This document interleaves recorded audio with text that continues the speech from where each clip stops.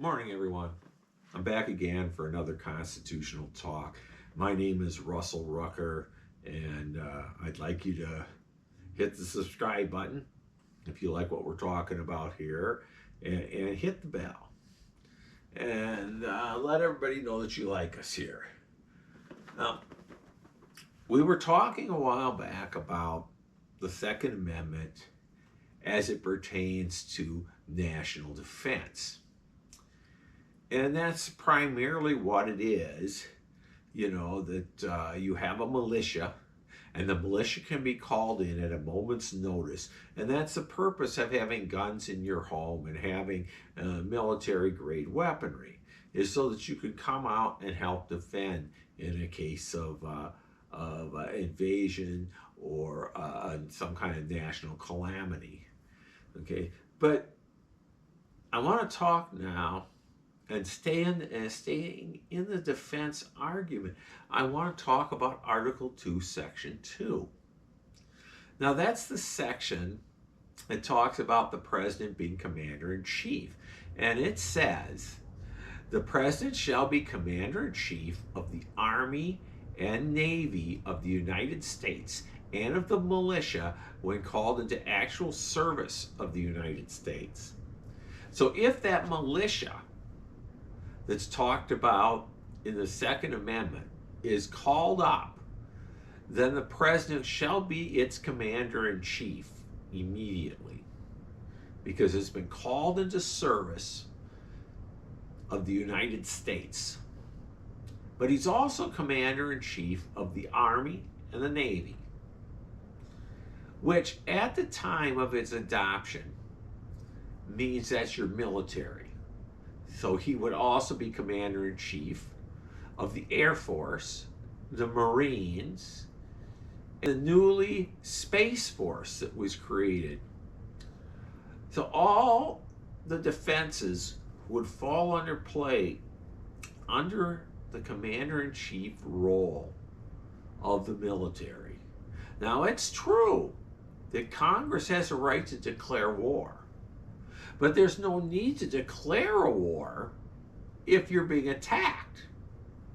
It's pretty obvious that a war exists. And in that case, he is immediately commander-in-chief, and he can help defend the country. Defense of the nation is the primary goal. That doesn't mean that he doesn't have to report back to Congress and tell Congress what's going on, because that's clearly what he does have to do constitutionally, is he has to tell the Congress what's going on, and the Congress would then have to declare war. But that doesn't mean he's not commander-in-chief, even in a time of peace. See, this article doesn't say it during a time of war. The president shall be commander-in-chief of the Army and the Navy of the United States. It doesn't say during a time of war. So he's automatically, upon the point of being sworn into office, that he is commander-in-chief of the Army and the Navy and all our military. He is not commander-in-chief of the militia until they are called into service. So until they're called into service, they're still under the guise and protection of the state in which that militia belongs. So if you're belong to the Alabama militia, for instance, and we go to war, that doesn't necessarily mean the militia is being called up. So until the militia is called up and sent in, he is not commander-in-chief of the militia.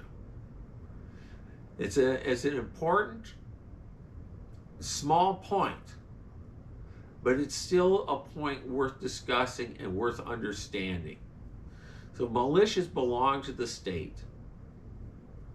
They're the ones responsible for training and seeing to it that they're up to par.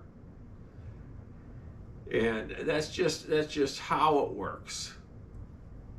But once they're called into full service, they become basically part of our armed forces.